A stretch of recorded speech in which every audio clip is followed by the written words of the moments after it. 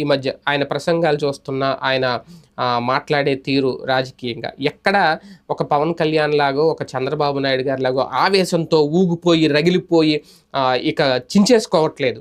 అంటే ఆవేశంతో ఊగిపోయి, రగిలిపోయి అంటే పవన్ కళ్యాణ్ ఒక్కరే కదా అలా ఆవేశపడేది. బాబు గారు ఎక్కడ అలా ఆవేశపడరనేది. బాబు గారు ఆవేశపడరు, కానీ ఆవేశపడతారు.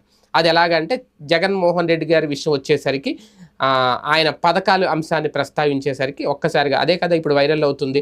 రాళ్లతో కొట్టండి ఆయన్ని అనే మాట స్వయంగా. ఇప్పుడు అదే మళ్ళీ అదే తాజాగా జగన్మోహన్ రెడ్డి గారు కూడా నిన్న ఆ భీమవరం సభలో రేజ్ చేశారు. పెద్ద ఆయనకు నా మీద కోపం వచ్చింది, నా మీద రాళ్ళు ఏమంటున్నారు, రాళ్లతో కొట్టమంటున్నారు అనేది. అది అందరి చేతుల్లోకి వెళ్ళిపోయింది ఆ వీడియో కూడా. కాకపోతే ఆయన అలా మాట్లాడడం, తర్వాత రాళ్ల దాడి జరగడం రెండు ఒక రకంగా కలిసి వచ్చేసినాయి అని చెప్పాలి. అంటే ఎవరికి కలిసి వచ్చినాయి అంటే వైసీపీకే కలిసి వచ్చినాయి అని చెప్పాలి. ఎందుకంటే చంద్రబాబు అనుభవం చేసిన నిర్వాకం అన్నది 2014 నుంచి 2019 మధ్యలో ప్రజలు చూసి